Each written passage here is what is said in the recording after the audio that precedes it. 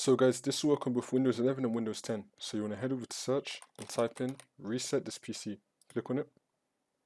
Now once you're on this, you're going to click on reset PC.